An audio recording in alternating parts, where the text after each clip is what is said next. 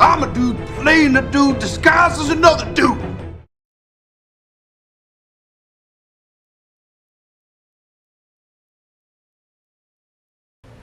Welcome, collectors, to the Discount Action Figure Dude channel.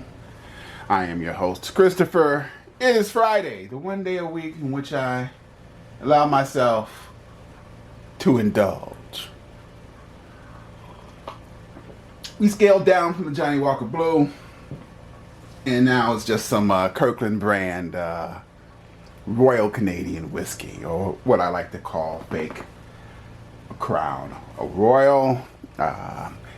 If you subscribe to the Patreon channel, then you'll be able to see my bar. I'm joking. I don't have a Patreon channel. I doubt I ever will have a Patreon channel. Why would I have a Patreon channel when nobody has subscribed to this one as of the moment? But anyway, that's neither here nor there. What we have here is leg 2. It says 4, but we're going in our own order of our Beast Boy Titans McFarlane figures. Normally, I would have some characters back there who have some relation to the character I'm showing. The thing is, I don't really have anything for Arsenal. I do have a Green Arrow, a McFarlane Green Arrow, but he's in a box somewhere inside of a bigger box, unopened, and I don't feel like digging him out. Plus, it would just be Green Arrow, and I guess eventually there'll be some other Titans. But I have a bit of an issue here in that Arsenal isn't quite the Titan that I would have gone with for this particular wave. You see, he gave us Donna Troy, Raven, Arsenal, and Nightwing. Personally, I don't think he needed to give us Nightwing because Todd has already given us a Nightwing. And I get there's some other Titans that have already been presented as well. There's a Kid Flash. There's a Aqualad. There's a Connor Kent. There's other ones. There's Beast Boy. There's another Beast Boy. But I feel, and I mean no disrespect to Arsenal here, but I feel if I was going to have a 4-set of Titan figures, and I'm going to give you figures that you don't have already, Raven and Donna Troy, good.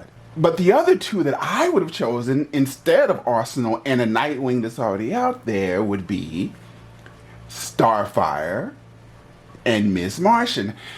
I understand that Todd has let his feelings known in no uncertain words about female action figures. But if you were to ask, I think, any normal collector, any DC collector, any subnormal DC collector, a rabid collector, and you gave them a choice, do I want a Arsenal figure or a Starfire figure? I think most of them would choose Starfire. I'm pretty sure all of them except Arsenal's mom would choose Starfire. And I'm pretty sure most of them would choose a Miss Martian as well. But, I mean, it looks nice. You know what I'm saying?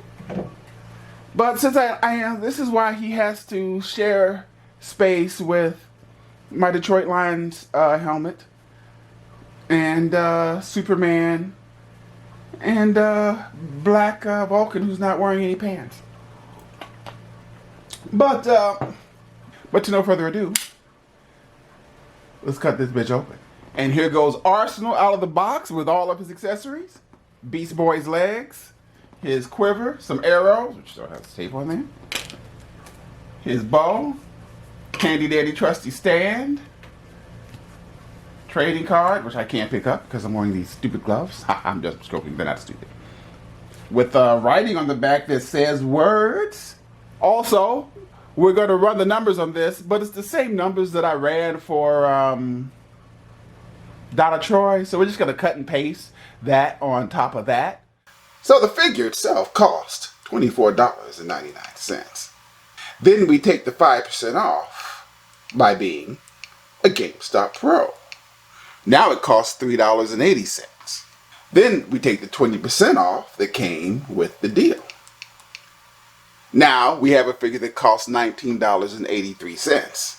Well, you take the original price, $24.99, you minus what you paid, equals $5.16 savings.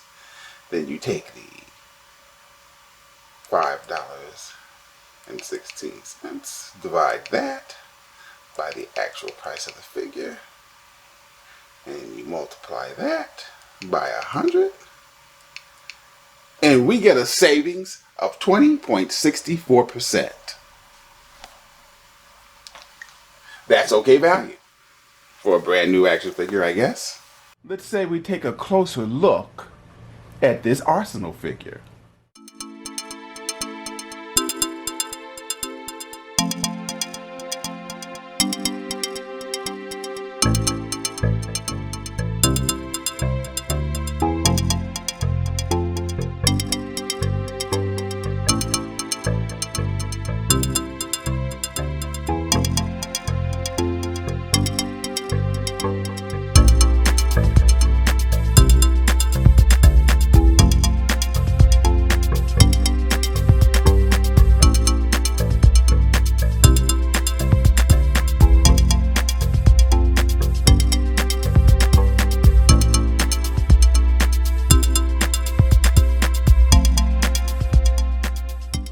As someone who's never held a bow and arrow before, my guess is the bow goes in your left hand if you're right-handed, and you aim with your right hand. The arrow goes in your right hand.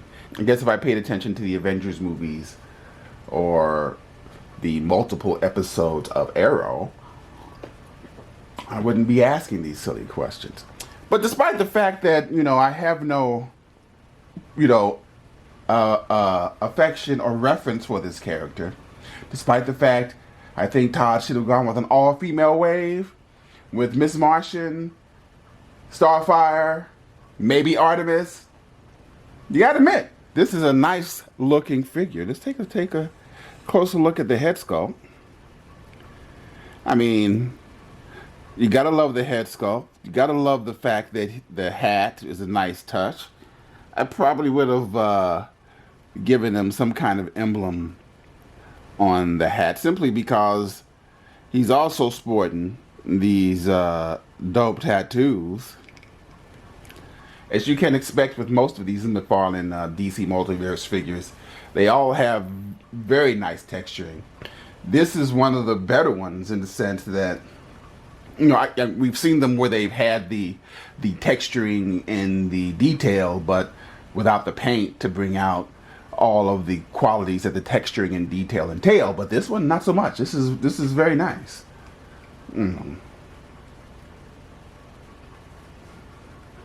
Yeah, this is a very well detailed figure, and he will look great, I would imagine, on your shelf of Titans. I guess I could have bought out some of my other Titans from the previous proprietors of the wave, but my Starfire and my Aqualad and my other Kid Flash, they're too small, and they don't measure up well with Todd's 7-inch scale. Considering if you do want to build the Beast Boy, that you absolutely had to buy Arsenal, whether you wanted him or not. He's a good-looking figure. I gotta admit, he is a very good-looking figure. Again, I don't know how much people were clamoring for an Arsenal, but nobody asked me. But we got him. Arsenal. He does provide some value.